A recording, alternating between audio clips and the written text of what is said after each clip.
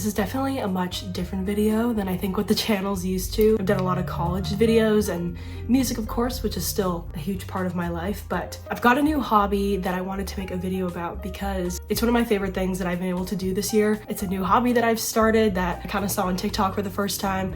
And I know that crocheting is a whole community in itself, and I'm definitely very new to it. This year, I started a temperature blanket, which if you don't know is sort of, you can do it in multiple different ways. Some people do like granny squares, or you do different projects for the 12 months and then you put it all together on a blanket. I'm doing just the classic single crochet row where it changes colors every single day, just because I like the look of it. I think it's really modern and you can choose a really nice color palette. I want to make this video in the perspective of like a total beginner, because I'm a total beginner and this is my first crocheting project ever, which I know people on YouTube say you should start with like a really easy project, but I've always been someone who like finds something that I want to do, and even if it's medium level to advanced, I'm like, I can do it. So I'm living proof to tell you that if you are a beginning crocheter, you can do this project. A temperature blanket is pretty much a snapshot of the weather the entire year, 365 days a year. This is currently in 2024, which is a leap year. You're gonna have 366 days to account for leap day on February 29th. But yeah, a lot of people do this a lot of different ways. Some people take the average temperature. I chose to take the high because I feel like it's the most consistent. I feel like the weather will reach that temperature point at least some point in the day. I feel like the high is pretty accurate. Some people think the average is accurate. Some people even take the low, but I feel like depending on where you live, you may be seeing a lot of the same color. So maybe keep that in mind. You can go on Pinterest and find a ton of different color scheme ideas. Some people like to stick in like a warm colorway where muted to vibrant warm tones, and then the same thing for cool. I kind of did a variety of kind of pastel muted colors. Some people go really vibrant with their colors. It's one of my favorite hobbies because it's so unique and it's something that you can do every day. And at the end of the year, you've got a snapshot of something you've been working on for the past year. That's a little bit about a temperature blanket. You don't have to do the current year. You could do a year that was really memorable for you. Some people do like their first year in marriage weather-wise. Some people do like the first year of their kid or their dog. You could do anything you want. Mine's a 2024 blanket, and I'll get a little bit further into kind of how it works. So if you want to start a blanket, you don't need to do it totally in January because thank God there's weather archives. There's a ton of different websites that'll tell you what the high temperature was of that day. So even if you wanted to start a temperature blanket right now for a past year, or you're a little late to this year, you can definitely start one. I just type in weather archives for the city that I'm living in. I'm basing mine off of Los Angeles. The first thing you're gonna want to do when you get a temperature blanket is gather materials. For some reason, picking colors for me was really hard. I spent so long thinking of color schemes because I just didn't want to get bored of the colors that I was using like 3 months in. Luckily, I love the colors I chose and I still pick them again. Something really important to think about is like the weight of your yarn, what brand of yarn you're using, what type. I wanted this to be like a pretty low cost project.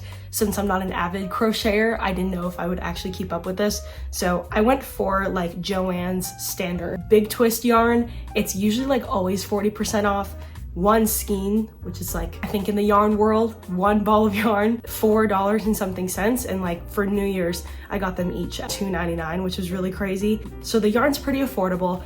I wouldn't say maybe it's like the best high quality in comparison to like a full wool. I really like it. I think it's really soft and it's good. It's cost effective and it's still quality yarn. If you're having a hard time picking a color scheme, you can go on Pinterest or you can pick your favorite color and kind of look at, if you just type in like yellow color palette, and then you can get a couple colors. I wanted mine to feel like a classic temperature blanket just because I've never made one before. I wanted the colors to look like the weather. I made one of these, which is just a piece of cardstock, and I wrote kind of what the temperatures mean. I attached the yarn as the color, the name of the color, because you're gonna have to resupply yarn as you go. So you wanna make sure you know what yarn you bought, especially if you don't keep the like wrapping on it. A little bit about weather. Depending on where you live, of course, if you're like on the East Coast, you're gonna start your temperatures a lot lower than I am. Really, Los Angeles and California in general, you're really not gonna ever get below 30 degrees. You're rarely even gonna get in the 30s to begin with. So I kind of just avoided having a color for that because I just felt like it'd be kind of a waste of yarn. And I figured if it did come up in early January or February where it got really cold, that I could just add on. But I never needed it. So I grouped 30 to 51 degrees in this like gray color. I'll show you guys the blanket in a little bit, but I've only used this color like maybe 2 or 3 times, and that's because it was like 47. I had a couple like low 50 days I got to use this color, but it's pretty rare. I only have one skein of this yarn, and I don't think I'm gonna have to buy more. Next, for 52, again, you can group your temperatures however you want to. For some reason, in 10-degree increments, it just made sense to me. So yeah, this may not make a ton of sense to somebody's brain, but it makes sense to mine. 52 to 59 degrees is my dark teal color. I had quite a bit of this actually in Los Angeles, which was interesting. It's now mid-March, so I'm kind of suspecting we're gonna get away from the 50-degree weather. We've been in a lot of 60s the past couple weeks. And then 60 to 69 degrees, I have oatmeal. I've used a lot of oatmeal. Not sick of the color because I love them all together. I'm sick of having to crochet the same color. 70 to 79, we have sage. And then 80 to 89, we kind of go more into warm tones. So I have a light rose color. 90 to 99 degrees, I've got camel, which is like more of a warm toned desert kind of vibe. And then if it goes over 100 degrees, we've got cinnamon, which is like a muted red. I'm suspecting in the summer months, of course, in Los Angeles, we're gonna stick between these last 4 colors, which I think is gonna look really good. So that's a little bit about weather, and making one of these is really helpful. I just used like a hole puncher to put the holes in, and then did a little, knot here for the yarn. It's a really good way to keep track of what colors you chose and for what degrees. You can really see the colors go down from cool to warm tones. And personally for me, that's like what makes a temperature blanket.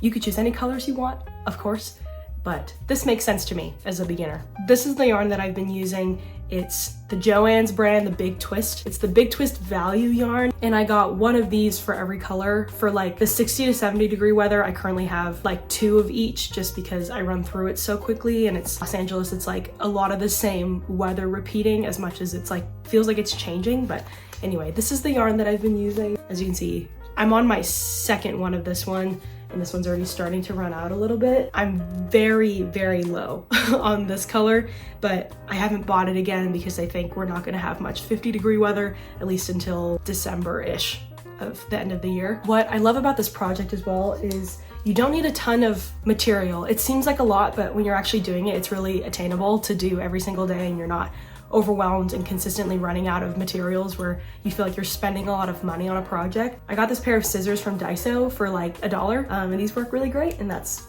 awesome.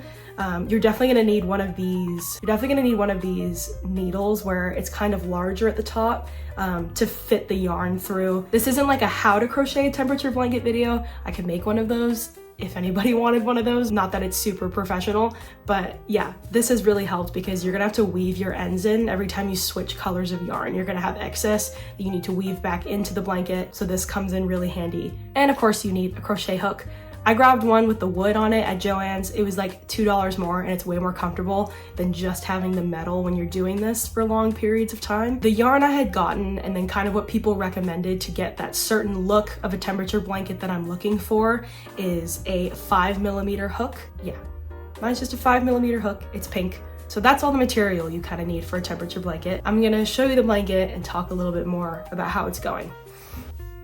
The blanket is no way perfect. If you look really closely, there's some mistakes, but I think it's made with love. Here's where we're at. This is just 3.5 months. So I'm a little nervous about how we're gonna be looking in like 6 months, maybe even when the year comes.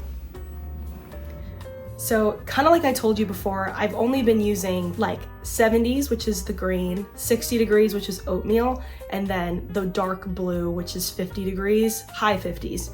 And then I've only had a couple rows. Yeah, I've only had a couple rows of this dark gray color. And besides that, it really hasn't been used. Finally, today it's 80 degrees in LA. So I got to do my first pink row, which is really exciting. Pink is my 80s color. I think it'll look really good as it comes down through. Something I went back and forth about a lot throughout this project was whether I wanted to add rows of white in between the months.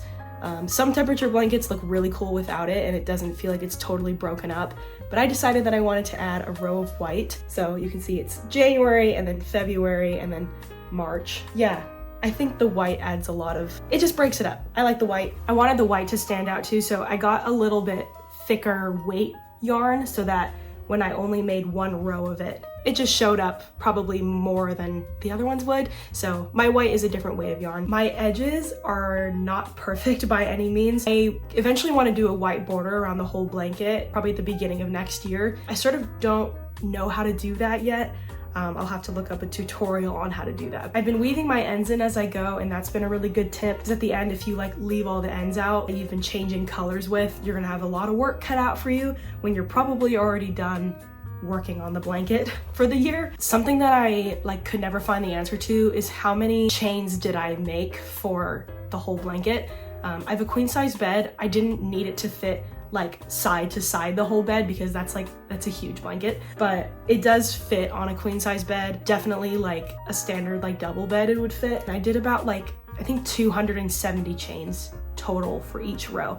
And it seems like a lot, but it goes really quickly. Starting out, I was really slow, and then you get kind of faster at it. And now doing this project is a really good excuse to unwind and watch a show that I've been wanting to watch. That's a little bit about my current hobby and making a temperature blanket. I'm telling you, if you're a beginner, you can do it. I don't crochet anything outside of this, just this blanket.